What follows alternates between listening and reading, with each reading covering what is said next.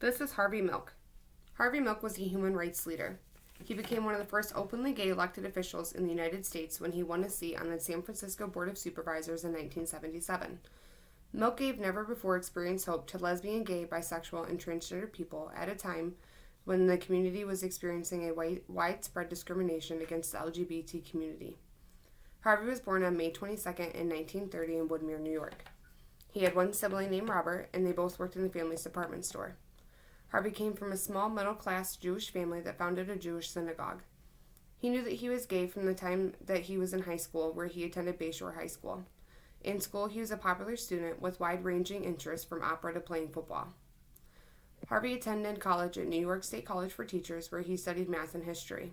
He wrote a very popular weekly student newspaper column in which he began questioning issues of diversity and reflected on the lessons learned from the recently ended World War. After he graduated in 1951, he then enlisted into the Navy. He attended Officer Candidate School in Newport, Rhode Island, and was then stationed in San Diego, where he became a diving instructor. In 1955, he was discharged at the rank of lieutenant junior grade.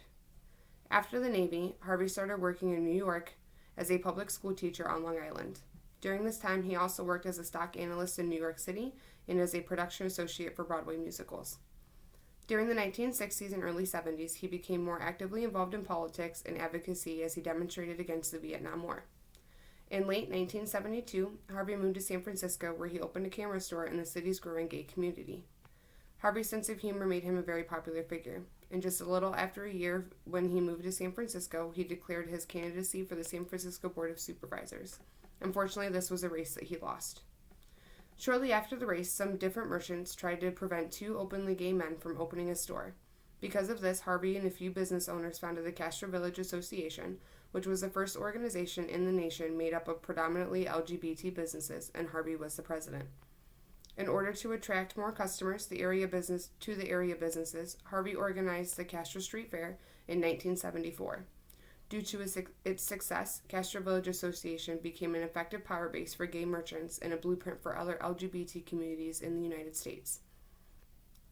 In 1975, Harvey ran again for the combined San Francisco City County Supervisor seat, but lost the second time. At this point, Harvey was an established leader, political spokesman for the Castro's gay community.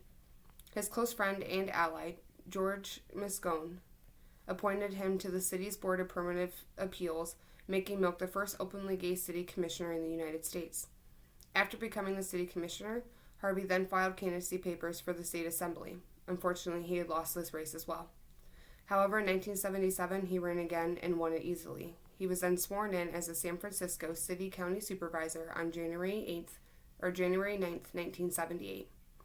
Winning this election was an important victory for the LGBT community, as well as a personal win for Harvey.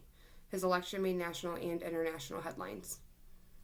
Harvey's agenda included protecting the LGBT people, women, racial and ethnic minorities. He sponsored an important anti-discrimination bill, as well as establishing daycare centers for working mothers, the conversion of military facilities into the city to low-cost housing, and a reform for a tax code to attract industry and deserted warehouses and factories, along with many other issues. Harvey was able to defeat Senator John Briggs's Proposition 6, which would have mandated the firing of gay teachers in the state's public schools. In one of his speeches, Harvey Milk spoke proclaiming that gay people will not win our rights by staying quietly in our closets. We are coming out to fight the lies, the myths, the distortions. We're coming out to tell them the truth about gays, for I am tired of the conspiracy of silence, so I'm going to talk about it, and I want you to talk about it. You must come out.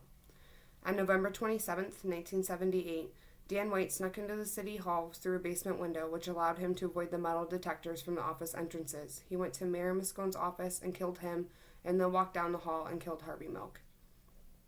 That night, a crowd of thousands of people unexpectedly came together on the Castro Street and marched to City Hall, silently in candlelight. This has been recognized as one of the most powerful responses to violence that this community has ever expressed. Given the hatred directed towards gay people in general, and Milk especially, he received daily death threats because of this, he recorded several versions of his will, saying different things like, to be read in the event of my assassination.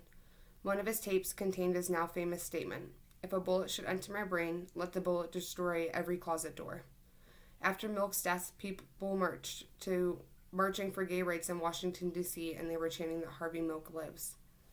Harvey spoke for the participation of LGBT people and other minorities in the political process. He believed that the more gay people came out of the closet, the more that their families would support their protections and equal rights. Harvey Milk had opened a lot of doors for the LGBT community, and they continue to open even today. This is Harvey Milk.